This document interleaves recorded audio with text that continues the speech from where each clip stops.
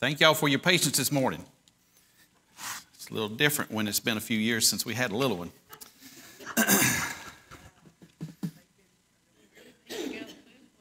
Oh, yeah, but it's all good. It's all good. We're glad you're all here, and we're going to get started here right away, and Cheryl want to know where we were at. We are, I do believe, on page 113, and if we need to talk, 113. We talked a little bit about the parables on mercy and forgiveness when we spoke about the unmerciful servant, and we'll talk a little bit about the parable of the Good Samaritan here in just a moment. Seemed like we had a lesson about that recently. So you guys ought to be on your toes or keep me on my toes. Before we get started, Leon, I'm going to reach way back there and ask you to lead us in prayer, if you don't mind, please, sir. Let's pray. Our Father, we thank Thee for this opportunity to gather here and learn more from Thy Word. Help us to listen, help us to be attentive, and praise Thee in our interaction with one another. Help us to spread Thy Word. Help us to teach others. In His name we pray. Amen. Well, if you noticed, you look at the calendar, the quarter is coming to a quick end. We've got just a couple of more lessons to go, and the first of the month we'll start a new quarter. But this morning we're going to talk about continuing on the parables. Does anybody have any questions or comments about Wednesday night, where we spoke of some of the other parables there? We didn't spend a lot of time on the drag net, other than the fact the net cast and you get all kinds, and thus do we have different personalities in the church? We do, just a bit. And yet, along with more than just the personalities, there's good and bad in the world. And we'd hate to think that there's evil in the church, but there are sometimes that creeps in. And that's why the Lord has told us that we need to be on our toes, if you will, to make sure that his church is kept pure. The passage we're going to turn to is Luke 10. If you get your Bibles, let's go over there, Luke chapter 10. And we'll begin there in just a moment. Luke chapter 10. As you know the story, most of you I'm sure do, about the Good Samaritan. I want us to think about this particular scene as we've just had a lesson on it. I don't want to go back necessarily and read it. I hope you've done that at home. I want us to think about what prompted the question in this particular context here. When Jesus was speaking about this particular parable, tell me a little bit about the scene here. Well, a lawyer approached Jesus and asked him what he needed to do to inherit eternal life. And one of the classic questions that Jesus asked was, what's written in the law? How do you read of it? And then the lawyer responded to him, love the Lord your God with all your heart, soul, and mind, and then your neighbor is yourself. And Jesus said, do that and you'll live. And then the lawyer said, but who is my neighbor? So the lawyer's, it's hard to believe that the lawyer's intentions were sincere. What I think he was trying to do is either confound or confuse either Jesus or the people around him at that time. Okay, all right, well, very good. Good explanation, Bill. What was the one word it was said about this fella, this lawyer, as he was wanting to do certain things for himself? What was that word? Justify. Justify. Hold that thought, Shirley, just for a second. Hold that thought. Because we're going to talk about justification in this lesson and the next as well. And when we think about the lawyer wanting to justify himself, it says there in verse 29 of Luke 10, and who is my neighbor? Shirley, thank you. Well, on the justified, I like old King James where he was tempting God. I'm going to keep thinking Jesus. Yeah. He was tempted, or he was testing the Lord. And that's what that says in verse 25. And behold, a certain lawyer stood up and tested him. Talking about testing Jesus, and he says, teacher. Oh, yes, with all respect. By all means, he calls him teacher. What shall I do, as Bill has so eloquently said? What shall I do to inherit eternal life? And Jesus also commended him. He says, you did what? You have answered rightly, when he confessed what he should do. And what does the law say? And so there again, Jesus knew the heart of this individual. Then he goes off and talks about this story that I'm sure we're mostly familiar with. Who is our neighbor? And then he goes on and talks about this story of the one going down to Jericho from Jerusalem, and what happens next in this story. Robbed and beat up. I guess they had to beat him up first where they could rob him. Yeah, beat him up, robbed him, left him as what? Dead, yeah. They wanted to make sure, hey, they took care of the goods, didn't leave any witnesses behind, I guess you might say. And yet, here goes the story. These people come and approach this fellow that's laid off in the ditch. The first one is a what? The priest of all people. All right? We see the priest, and yet, what did the priest do? He passed on by. And so here we have two people. We have the priest, and then there was the Levite. Of all people that you think that would extend their arm of hospitality to help this individual that had just been beaten and cast out to be thrown or left dead. And yet they went to the other side. Envision that, what that means, going to the other side. Have you ever walked by somebody and you turn your head and you go to a grocery store, you didn't put your makeup on, and you didn't go out to be seen or to see anybody, and then all of a sudden you got half the church there at the same store you are or whatever. That happens, doesn't it? Did these two people do that? Did they just turn their head? They literally went to the other side to get themselves removed from that, thinking that they left their obligation, and they brought that obligation with them. And I mean, it just the scene, think about that. Now you go to, who's the next guy that Jesus brings into the scene? The Samaritan. We call him the Good Samaritan. Now what was the attitude of this Samaritan? Compassion, merciful, had pity upon this individual. And so as Jesus was explaining this to this lawyer, just get that scene and that vision in your mind. And then as the Samaritan, we know, did he just do enough to get this guy by? He went the second mile, all right? So what does that second mile look like? More than just checking off the box. More than just checking the box. That's exactly right. Yeah, he went that extra mile, and yet he paid. You think he done enough that day, but yet he told the innkeeper, he said, well, if this isn't enough, what's going to happen? There was going to be a trip. He's going to come back through, and I will pay you what is owed. Now, what is the lesson? Not the story, but what's the lesson? We do everything we can in the situations we find ourselves in, or others.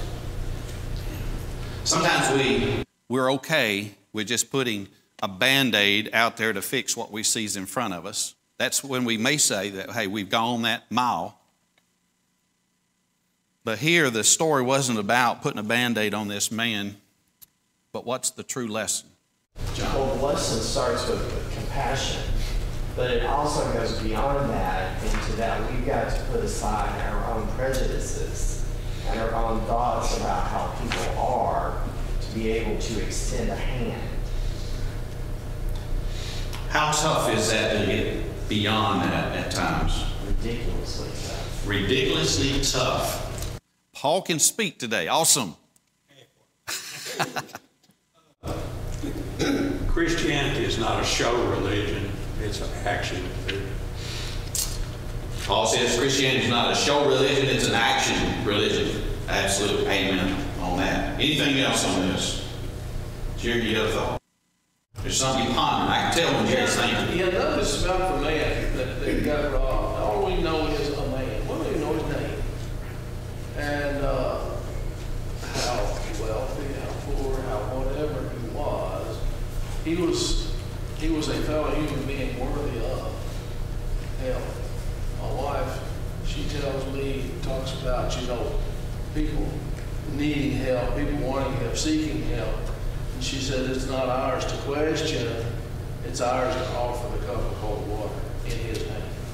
So I think there's a lesson there. We don't need to judge who's worthy, who needs it, who, why, or what, but otherwise just do what we can while we can. Absolutely. Do what we can while we can. All right. Anything else? Kind of following up on what Paul said, you've got the priest and the Levite from where the priests come, and they ignored that. So just because you have a title or you have a position doesn't mean that you're going to do what you should, period. But in this case, towards your fellow man. Jesus says, do good or love not only your friends and your family, but love your enemies. And that's the challenge. Goes back to what John says. It's a challenge for us to get that prejudice, that thought through our past our mind, and be able to deal with that in the proper way. Anything else before we move on? Shirley. This has never crossed my mind, but as we're sitting here talking about this, I'm thinking, because they had such a haughty attitude, I wonder if Jesus was saying, and you never lose this attitude of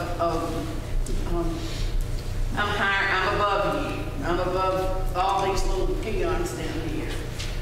Like the priest and the Levite did, because they were special people from way back when Moses was roaming the earth.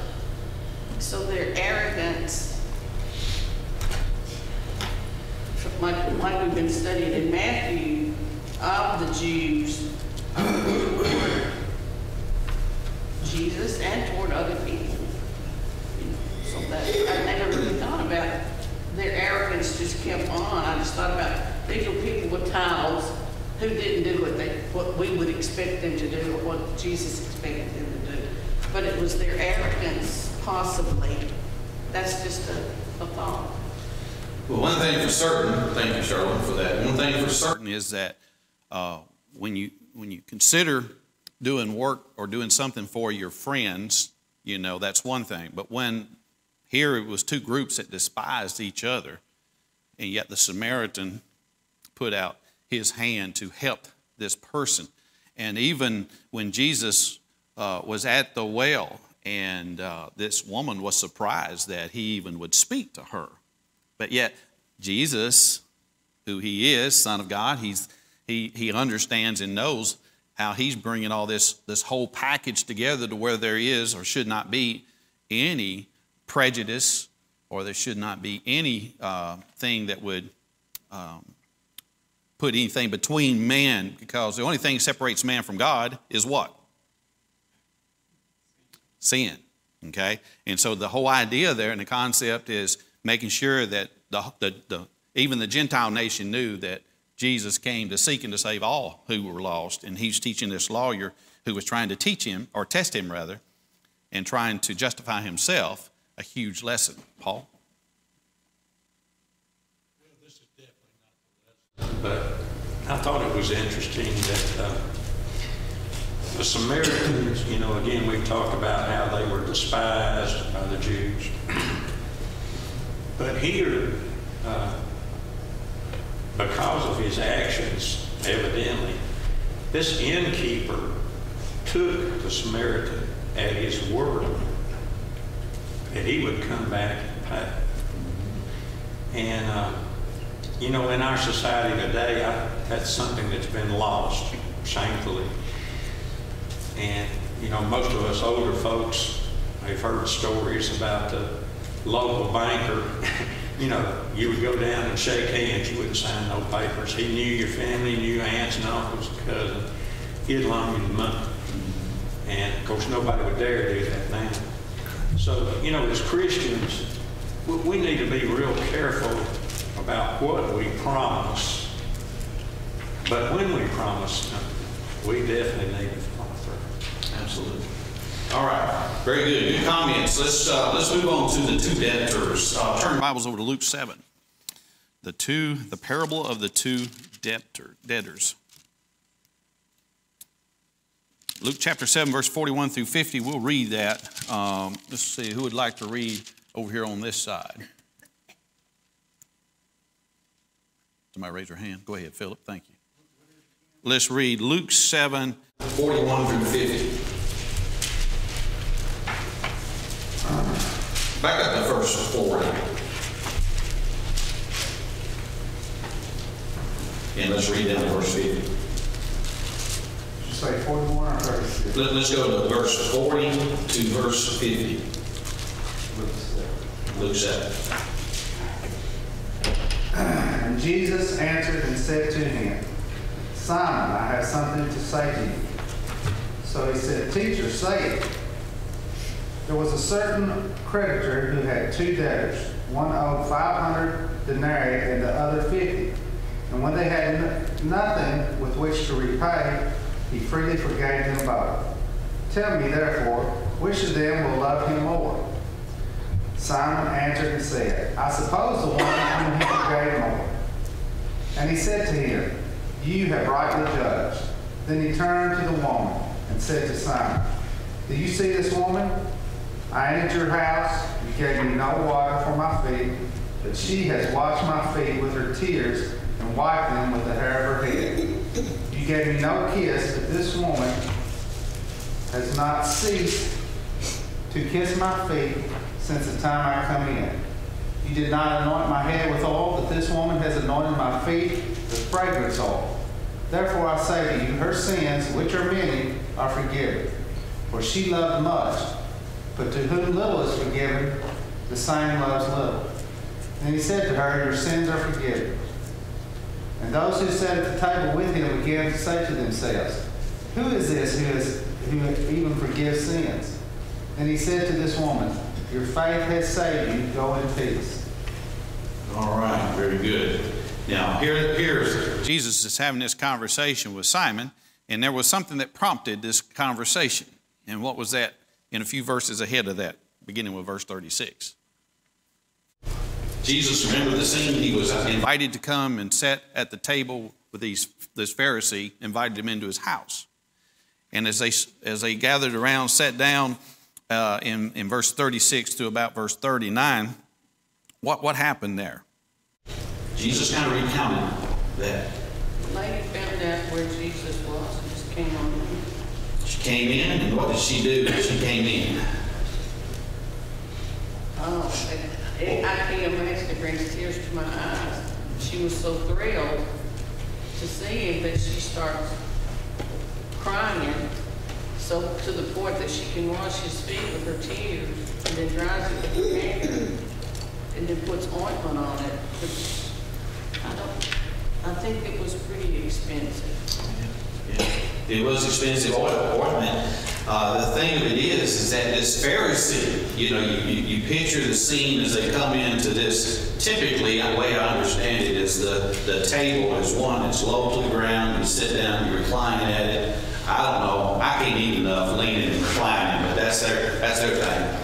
I like to get to where I can have 2 free hands. But anyhow, so I picture this scene. They're there at this table. Typically, the guest or the honored person coming into this would sit at maybe the corner or the center of this table. And yet, when you think about Jesus coming in and sitting as a guest of this Pharisee, this woman come in, and everybody knew this woman. They knew what she was all about. But the Pharisee says, if he were a prophet, see, he's thinking in his mind, if this Jesus was a prophet, what would he know? He was sent away. He was sent away. He would have known this person. He would have understood who was at his feet. And you see, that goes back to that prejudice thought and so forth. And this woman was so overtaken by her own sin that she knew who she was in front of, by and with. And so the tears, I can imagine the scene being where her tears were so great that she could actually anoint his feet and wash his feet. And yet, where does the humility set in this scene, Ms. Joyce, do you think, with this lady? It's not very much status did this in the presence of others, and so there's a big discrepancy between the two people and the way other people see them. Think about her hair. Oh, she washed right there with her hair. Yeah, dried his feet with her hair. Can you imagine what humility that takes of a person? And think about this, and when we consider whether we should give a person the time of day or not, that's not the question. But Jesus is asking Simon here in this story, prompting him to think, where Jesus stood in this situation after this Pharisee had made this comment. But then Jesus turned to Simon and he says, I have something to say to you. And he talks about these 2 debtors. And so when you think about the debt that these 2 had, do you remember what that was? What was the total debt between the 2? One had 500 of what? Denarii. The other had how much? All right, 550 denarii. Now, I would understand that is it may be a skilled laborer's day's wage or what have you. Now, Philip may pay his guys a whole lot more than the average people. So, whether it's $50 a day, it's a substantial amount of money. But Jesus says in this situation, to who received the greater gift in man's eyes as this debt is being forgiven? And how did Simon answer? The one who owed the greater amount of debt would be the one that basically would, I would say, feel the love more, I guess you might say. And so in their eyes right here, Jesus kind of opened this guy's eyes, Simon, and just thanking. Whereas he said, I suppose the one who had the bigger debt being canceled was the one that received. I have a question, Mark. This is Luke 7, so this is kind of early on. And isn't Jesus trying to teach them that he is who he says he is? And all these things, he's doing things that are really strange in front of these people. And they're asking themselves, is this man really a prophet? Is he really who he says he is or whatever? But even so, he seems to be trying to teach them what he wants them to know, even though he's not doing things that they would ordinarily expect somebody to do. King, well, their expectation of a king was what? Earthly, and when you think of an earthly king, what did they expect? Royalty. He wouldn't be even in the midst of these folks, number one. So he's teaching them. Now, as man perceives kingship, and as they think about how it's been passed down through the ages, they envision people maybe like David, people like Saul, someone of that nature, or thinking even about Solomon and all the glorious array that followed him. Think about that picture versus here comes the Messiah, and he is inclined at the house of a Pharisee, and yet he has surrounded himself even with sinners. Jesus says so well that he didn't come to seek those who seek the saved, but who? Those who were the lost, the sick. He come to heal the sick. And so, yes, as Jesus had positioned himself around all these people, he proved that he didn't have any prejudice towards anyone. And that's the lesson I think we should understand. Now, when we talk about the lesson, let's talk about how we apply this even today. The lady come and she worshiped Jesus at his feet, showed that she believed. And that's important as well. But the Pharisee, on the other hand, what did he exhibit? He was hospitable. Barely. On the surface, would you say, John, that on the surface he was hospitable? He at least invited Jesus into the table. But I mean, if I understand the custom of the day, when you have a guest in any sort of rank or anything, you brought them in, you made them welcome, you washed their feet, you anointed their hands with your feet. You were supposed to anyway. But Pharisees, being who they were, did this in a way to try to find a way. From the beginning, they were trying to find a way to trick him so that they could bring him before the law, basically.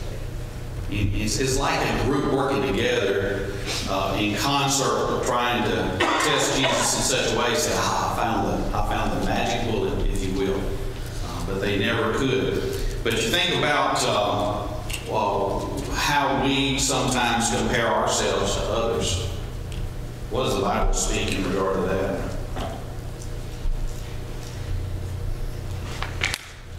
We'll talk about that a little bit later on in the next lesson when we're talking about the prayer. I don't think so much you sin unless you fall too. Well, that's certainly applicable.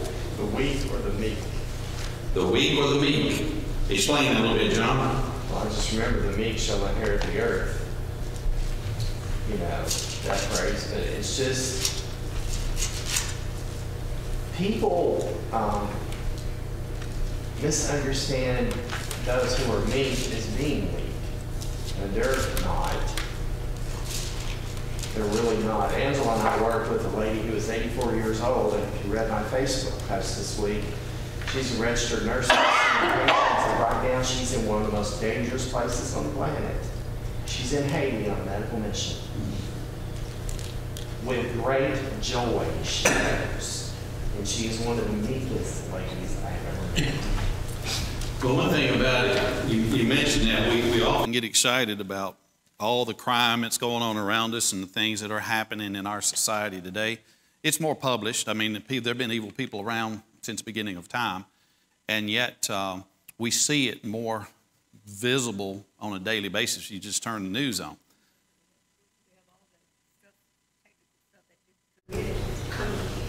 New to everybody else in the world. I mean, things that we hear about now that no one ever, I mean, a very small number of people ever heard about before. I mean, you can't just drive down the road without worrying about what is going to have to be killed by somebody texting on, oh, well, this is right there, right. Well, you think about it, if Christians had cell phones in the days of Nero, Right. when Christians were being persecuted by being hung on the cross and burned like normal people, no, it's pretty wicked. That's pretty wicked. And there's some bad things going on even today, but the key message here is that Jesus is trying to get people prepared for something greater than they've ever seen or heard of before. And the message is, it was foreign to them, even to the Jews, it was foreign to them. They heard of some of this, but they did not perceive. Even the disciples didn't understand. But I want us to think about comparing and measuring ourselves, as the writer said in the book here. The Pharisee didn't honor Jesus as she had done by comparison. He thought of himself as better than this woman, and therefore failed to see that he also was a sinner, and every bit as much in need of forgiveness for his own sins. And over in 2 Corinthians chapter 10 and verse 12, so I'm going to read that for us, if you will. 2 Corinthians chapter 10 and verse 12.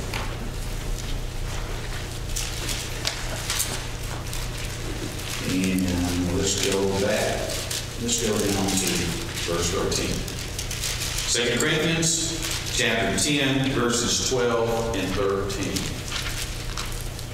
Therefore, let him who thinks he stands take heed lest he fall. No temptation is overtaking you except such as is common to man. But God is faithful, who will not allow you to be tempted beyond what you are able.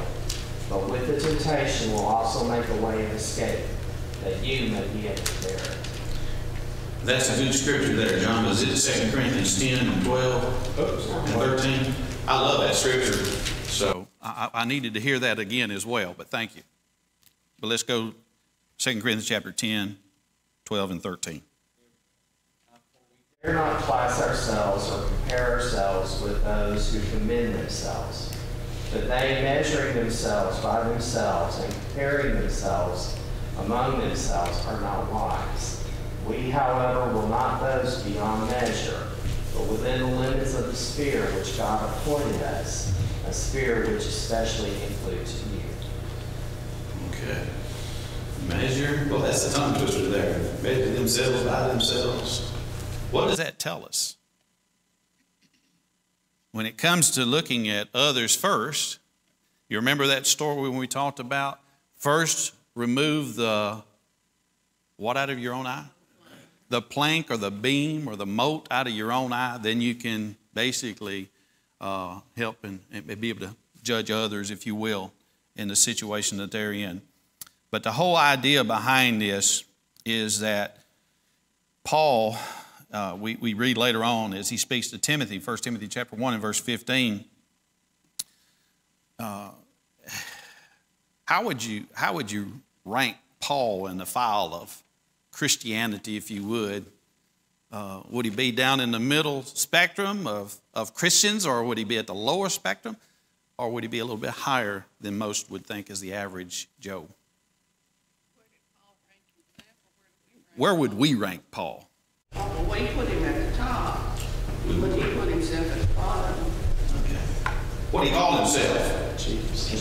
I am the chief of sinners. I mean, here Paul was one that he even admitted among the Pharisees, among the leaders of that time, that he would have been highly ranked. But in his own mind, he saw his sins. He saw, he understood what he did to Christians. And yet his change was in his heart. And his heart prompted him to change what else? His behavior, absolutely. So you see, these are some of the things that, and I really like what the writer says in his book here. He says, those who walk closest to the Lord are usually the ones who see their sins as the greatest. Does that take a little humility to do that?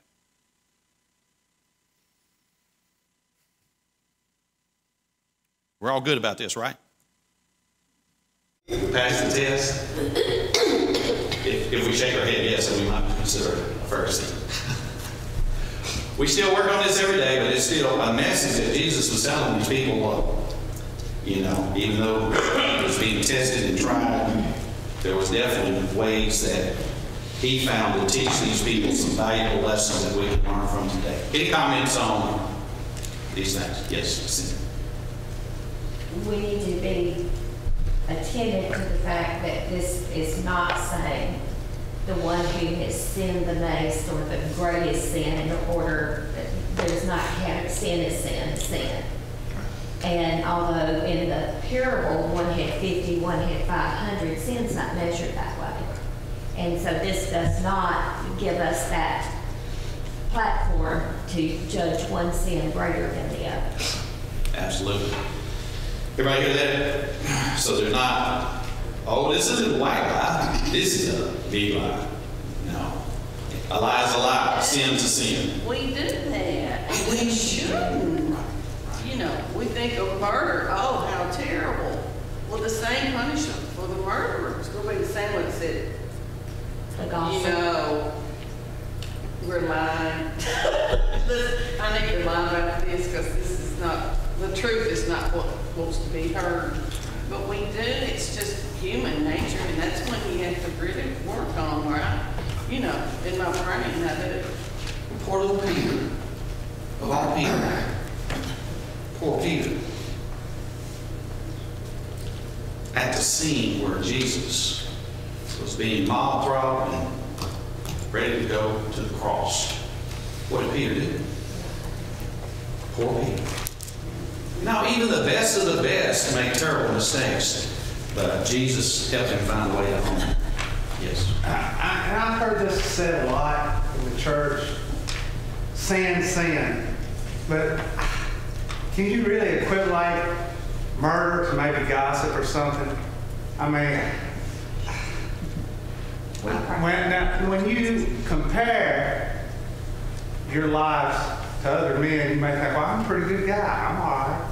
But when you compare it to Christ, you see how far you are from the bar. I don't know. The Bible says, everything you'll be accounted for. Every idle word, everything. And for us to equate murder equivalent to a white lie, I just think we're going beyond. I mean, we're still sinners. I agree with that, but to make it equal to something like that, I think we're right. I don't see that. Appreciate your thought, Philip, by all means. But when we think about and we can use gossip, since you brought it up, as one thing, how many people can be affected by malicious gossip that starts over in that corner, works all the way through back over here to Leon. And yet, even though murder is horrific, it's terrible, it's bad, it's sin, it's wrong, and Jesus looked out amongst this group, who I'm sure was a lot of gossip going on and stories and lies, and he calls out to his Father, "Forgive them, Father, for they know not what they do." But they affected how many people? Murder is bad. Sin is bad. Joseph even said, and I'm preaching to y'all and I don't mean to, I'm sorry, but I've got the floor and I'm going to preach. Joseph said in his mind, he says, how can I do this sin? Men think that what he was approached with would have been totally fine now, this day and time. But Joseph says, how can I do this against my? Say it. How can I do this? Sin against my God. And so one thing that we have to be careful of is that it's easy for us because I sin every day. I make mistakes. I say the wrong thing. I give the wrong body language. My voice is too loud. Joy says no. But when I speak, as my daughters would say, you know Dad's not mad if his eyebrows are not raised. So they know the sign, but you see, we got to be careful. But I agree, it's as far as the scale of what man sees, that's two totally different ends of the spectrum, Philip. I understand that totally, completely. But we got to be careful that we don't allow these things to get in our mind thinking, well, that's not too bad. Missing Wednesday night's not too bad. Missing Sunday night's not too bad. Well, I stumped my toe, I'm missing Sunday morning. I don't go to Bible study. And so all these things start creeping into our mind and we start putting worldly things back in our mind. Anita, you had a comment. I think enhance our judgment. I mean, I would rather somebody gossip about me than kill me. I mean, you know, I don't condone gossip. Please don't think I'm wrong. But you just said your body language is a sin. Well, if your body language is a sin, is that equated with like killing somebody? No, I didn't say it was a sin. I said my body language would be read. It's like Mark's mad, Mark's... Oh, yeah, you said something, you do something every day, it's a sin, it's your body language. I do see it. I'm sure of that. But... I don't mean to. I don't think that's... I feel like it's equated with glutton, willfully killing somebody. Yeah. No, they're not equal. There's no doubt about that. But what I want to be clear of is that how does God perceive what we just did? How does God perceive as what we just thought? How does God perceive where we are today? Paul, and then Philip, and then Well, they're equal in they require our repentance. And they're equal in that they require God's forgiveness. And let's leave it up to local laws to take care of the unequalness if there is any. yes, so the law takes care of dealing with the consequences of whatever it is. But God, in the end, takes care of idle words and different things that we speak. Philip, and then John, and then I'll move up and finish up. Well, I mean, if you go back to the Old Testament, I mean, even the 10 Commandments, love God with all your heart, mind, soul, do not create any graven image, do not take the Lord's name in vain. Remember the Sabbath, keep it holy, honor thy mother and father, and then it goes to the rest. Adultery, thou shalt not steal, thou shalt not kill, thou shalt not bear false witness, and last, thou shalt not covet. And if you look in the order of those things, you almost have to think there's an importance, you know, starting with loving God with all your heart, mind, and soul, and it kind of goes down. But, you know, I know it's a new law, but I mean, even back then, it seems like an importance was placed on, and even the golden rule, when Jesus said, 2 great commandments, love God with all your heart, and do unto others as you'd have done unto you. I mean, I do believe there are all sin, but there are greater, you know, just like blasphemy of the Holy Ghost. I mean, I do believe there is an order of things as far as sinfulness. John? Well, I've often questioned myself about what God's standard will be when I stand before Him. It's this. That's the standard. It's His standard, and we just have to abide by it. One thing that we know for certain, God's grace and God's mercy, we can't even fathom what that's like. Charlotte, and then we'll close. Revelation 21:8. I need to quote that, sister. Revelation 21:8. But the fearful and unbelieving and the abominable and the murderers and the whoremongers and the sorcerers and the idolaters and shall have their part in the lake which burns with fire and brimstone, which is the second death. So that's it. Let's do right. Thank you. Appreciate